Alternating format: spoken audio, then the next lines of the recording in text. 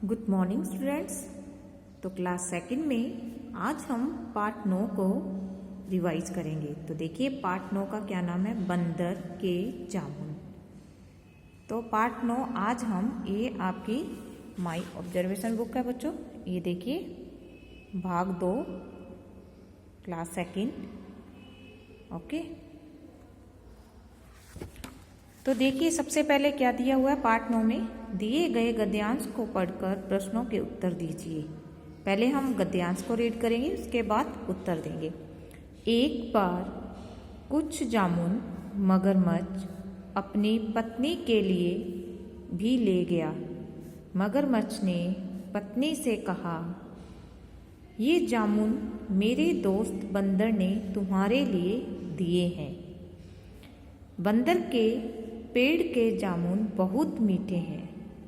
पत्नी बोली, सच ये जामुन तो बहुत मीठे और रसीले हैं। सच ये जामुन तो बहुत मीठे और रसीले हैं, बहुत ही स्वादिष्ट हैं।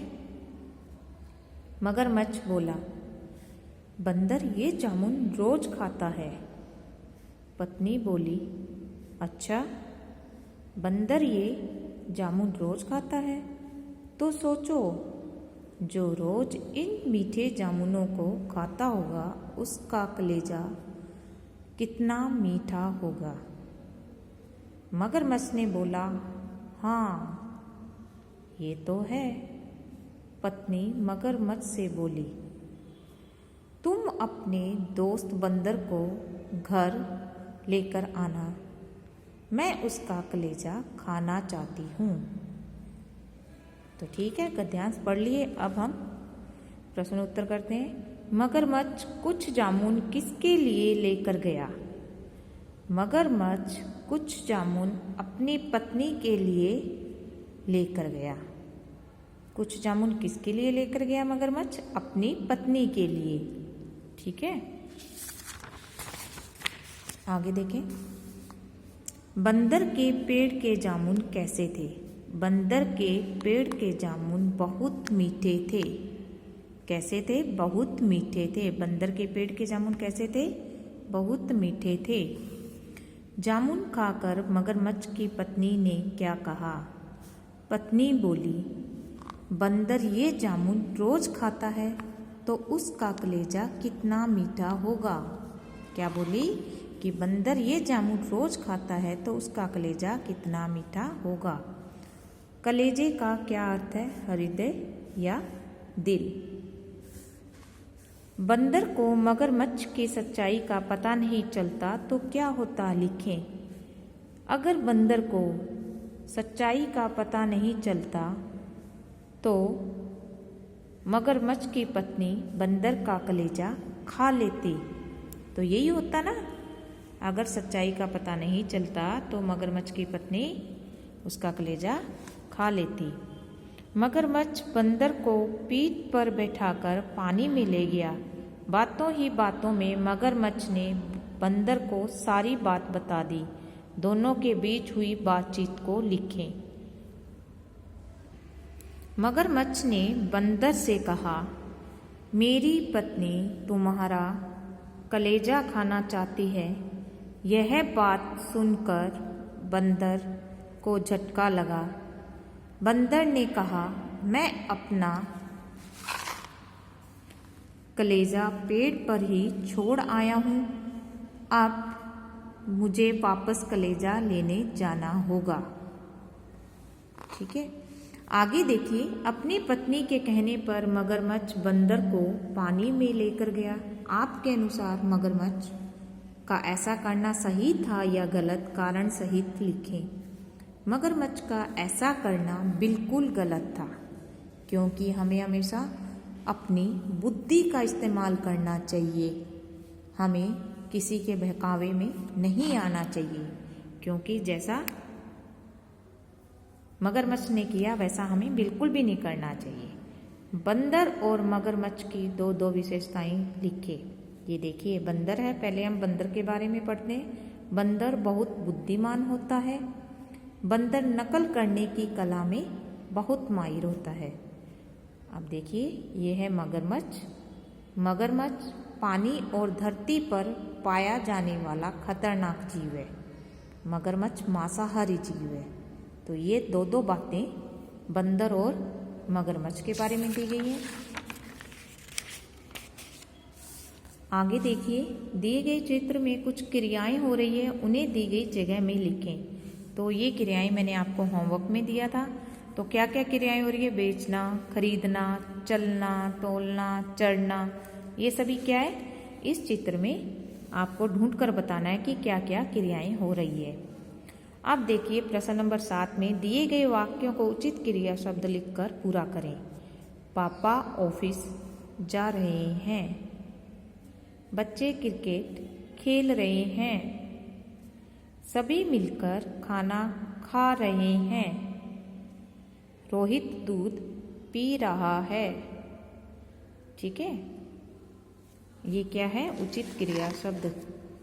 अब देखिए आपको कहानी का कौन सा अंश अच्छा या बुरा लगा और क्यों, लिखें। तो ये मैंने आपको होमवर्क में दिया था।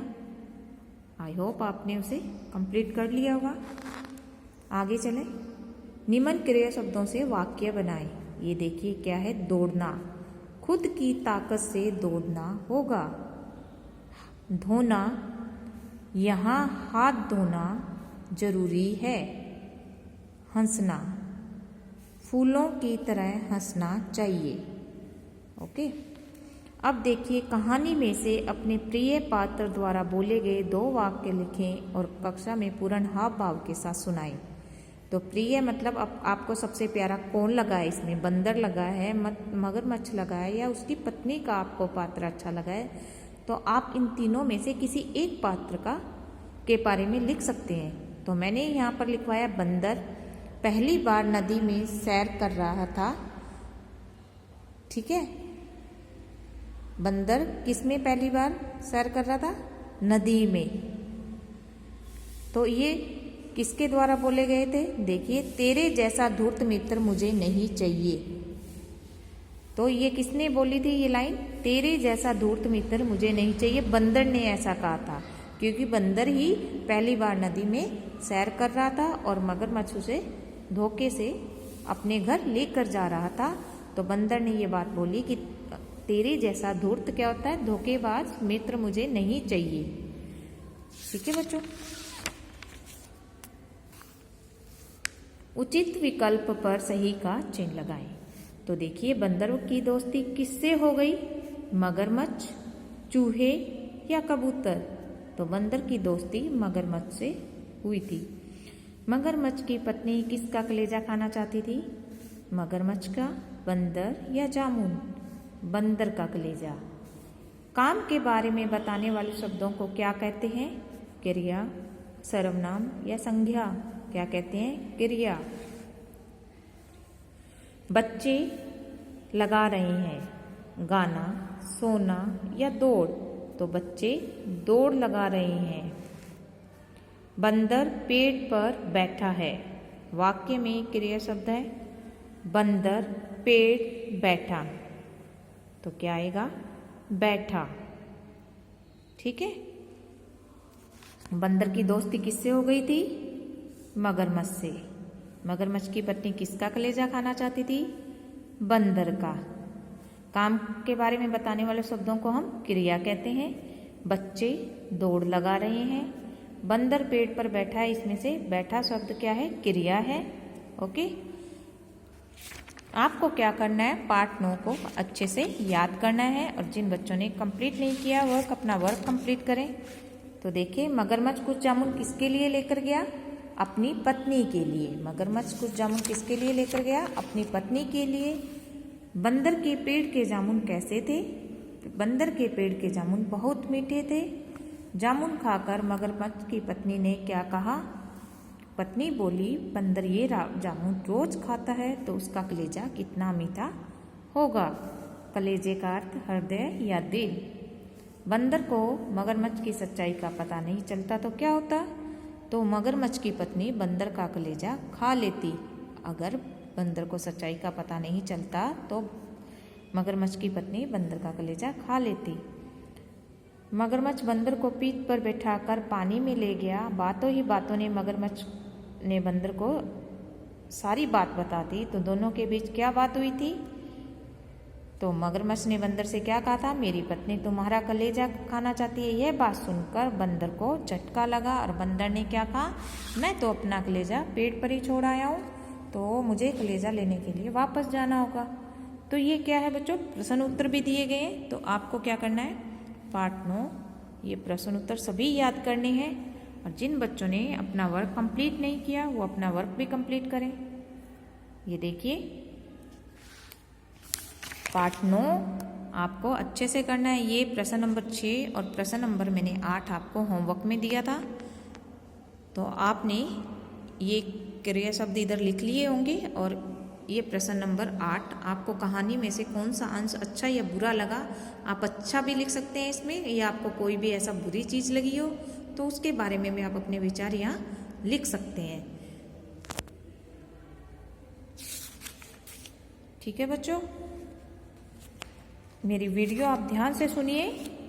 और जैसा कि आज मैंने ये चैप्टर रिवाइज करवाया है पार्ट 9, ठीक है, तो आप अच्छे से ऑब्जर्वेशन बुक से इस चैप्टर को लर्न करें।